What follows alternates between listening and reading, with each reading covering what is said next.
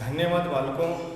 आज मैं आचार्य रामप्रसाद सैनी उच्च माध्यमिक आदर्श विद्या मंदिर विवेकानंदपुरम में आप सभी कक्षा 7 के भैयाओं को साइंस विषय में एक वीडियो के माध्यम से आप सभी को जानकारी प्रदान करना चाहता हूँ।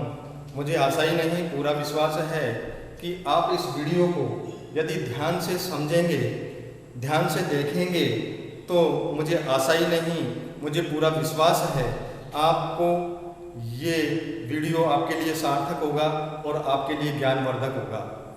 बालकों, आज का जो टॉपिक है हमारा, उसमें मैं आपको जो जानकारी दूंगा वो जानकारी है पादपों में पोषण। पादपों में पोषण कहने का तात्पर्य यह है कि भोजन के वे घटक जो हमारे शरीर के लिए आवश्यक हैं। ध्यान में आया बालकों? भोजन के वे घटक जो हमारे शरीर के लिए आवश्यक होते हैं उन्हें हम पोषक कहते हैं। क्या कहते हैं बालकों? उन्हें हम पोषक कहते हैं। क्या कहते हैं?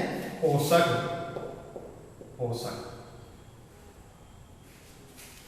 पोषक जो जिन घटकों को हम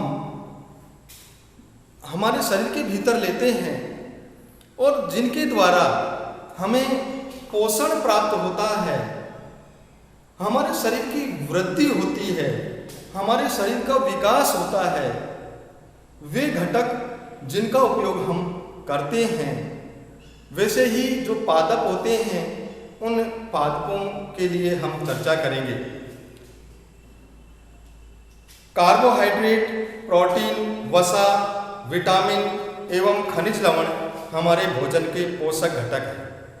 कहने का तात्पर्य, carbohydrate number 1,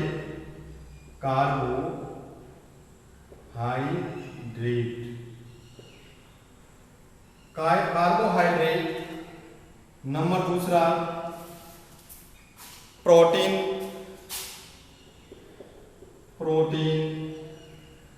number 3, vitamin number 4, खनिज लवण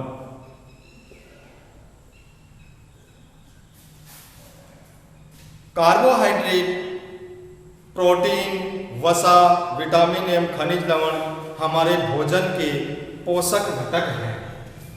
ये सब सारे के सारे क्या हैं? हमारे शरीर के पोषक घटक हैं। पोषक घटक हैं। बालकों, आपको ध्यान में आया होगा, कार्बोहाइड्रेट, प्रोटीन, विटामिन, खनिज लवण और भी कह सकते हैं जैसे वसा, ये जो सारे के सारे जो मैंने श्यामपट्ट पर आपको लिखा है, ये सारे पोषक घटक हैं। क्या है? पोषक घटक है। इन पोषक घटकों से हमारे शरीर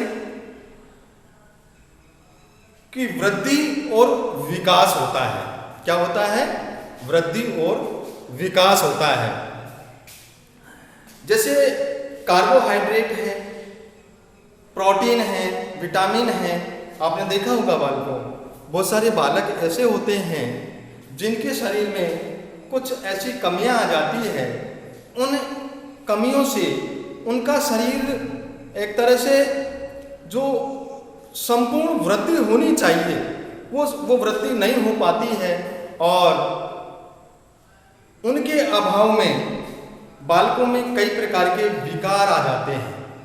ऐसे ही पादप होते हैं, उन पादपों में कई प्रकार के ऐसे खनिज लवण होते हैं, कुछ ऐसे पोषक तत्व होते हैं जिनके अभाव में उन पादपों की वृद्धि रुक जाती है, उन पादपों की पत्तियां पीली पड़ जाती है। जैसे जिंक है, जिंक के अभाव में जो पादप होते हैं उनकी पत्तियां क्या हो जाती है? हरी भरी नहीं रहती, यानी पीली हो जाती है। तो जो वैज्ञानिक होते हैं, जो उनसे संबंधित जो व्यक्ति होते हैं, जो पादपों के बारे में अध्ययन करते हैं, वो बताते हैं कि इनमें जिंक डालिए, सुपर फास्फेट डालिए, और भी अपना जो जैसे वर्मी कंपोस्ट है, इस प्रकार की खादों का इसके अंदर उपयोग करिए, जिससे वो पौधा है उसको पूर्ण रूप से पौधे को पूर्ण रूप से जो सारे पोषक तत्व होते हैं, यानी वृद्ध मात्रिक पोषक तत्व और सूक्ष्म मात्रिक पोषक तत्व है, ये सारे के सारे पोषक तत्व जब पौधे को मिलेंगे, पौधे को जब प्राप्त होंगे, तो इनसे पौधा ठीक प्रकार से वृद्धि करेगा, और वृद्धि करने के बाद में जो अच्छा पौधा होगा, अच्छे फल होंगे, और उन फल का अच्छे फल होंगे, अच्छे पोषक तत्व पौधे के अंदर होंगे, तो पौधे की जो सारी क्रियाएं हैं, आपने देखा होगा जो पेड़ पौधे हैं, ये पेड़ पौधे भी भोजन करते हैं, यानी प्रकाश संश्लेषण क्रिया द्वारा पौधे क्या करते हैं, भोजन, अपना भोजन बनाते हैं हमारे वायुमंडल से कार्बन डाइऑक्साइड को लेकर। यानी आपको बताया होगा कि ये पेड़ पौधे होते हैं, ये पेड़ पौधे भी हमारे लिए बहुत ज़्यादा लाभदायक है, इन पौधों से भी हमें बहुत सारी चीज़ें हमें प्राप्त होती है। यानी प्रकृति के अंदर जो संतुलन है, उस संतुलन को बनाए रखने के लिए पेड़ पौधों का होना जरूरी है। यानी पेड़ पौधे होते हैं, इनसे बहुत सारी चीज़ें हैं, जैसे प्राणवायु ऑक्सीजन है, ये हमें पौधों से प्राप्त होती है। और बालकों, जैसे पौधे की आपसे पूछा जाए कि पौधे की खाद्य फैक्ट्री कौन होती है, तो पौधे की खाद्य फैक्ट्री उसकी पत्तियाँ होती है।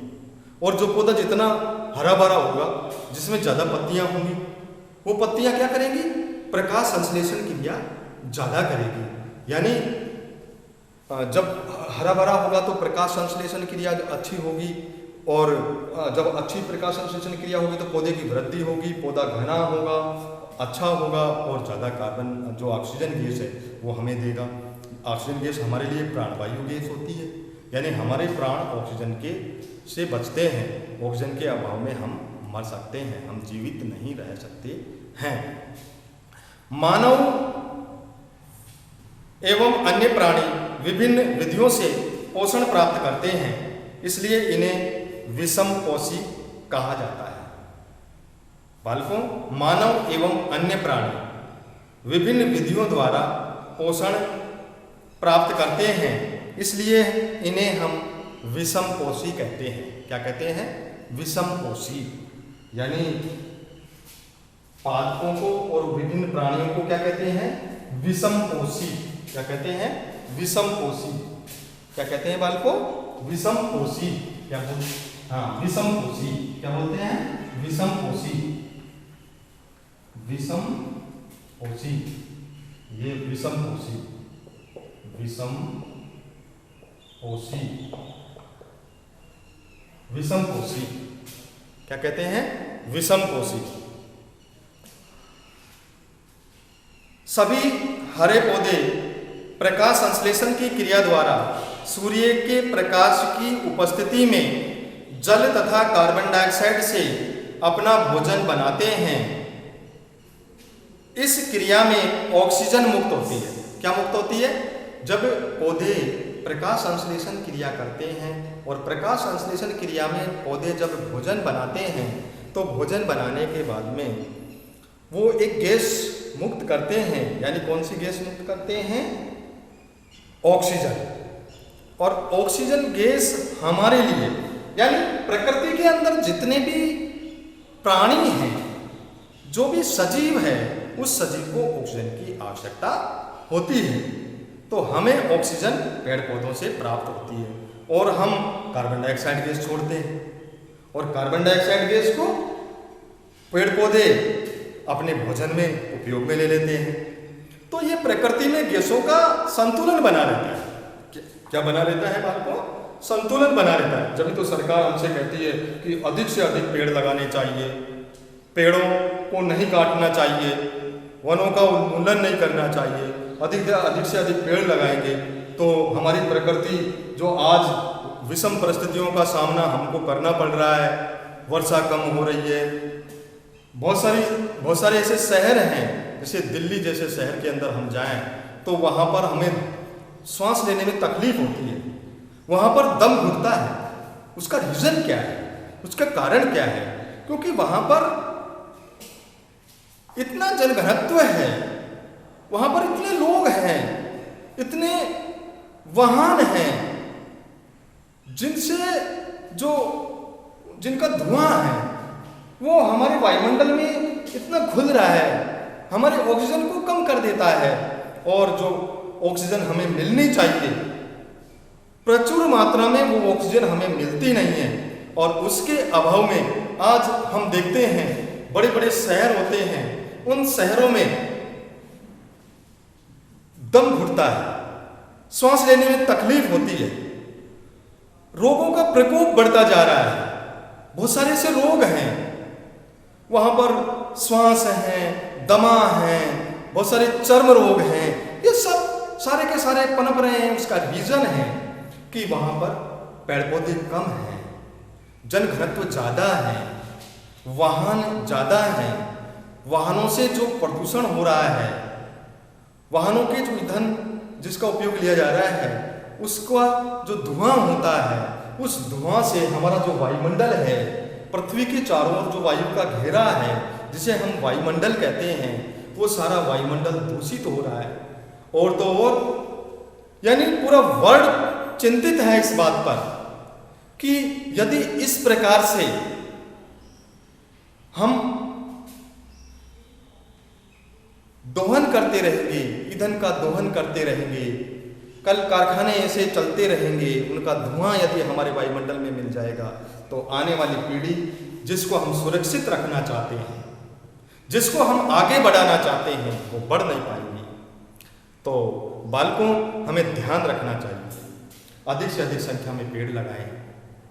बहुत अधिक पेड़ लगाएंगे तो हमें प्राणवायु ऑक्सीजन गैस मिलेगी, हम जो दैनिक जो क्रियाएं हैं,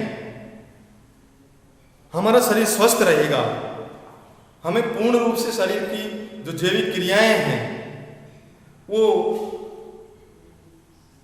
ठीक प्रकार से संचालित होंगी।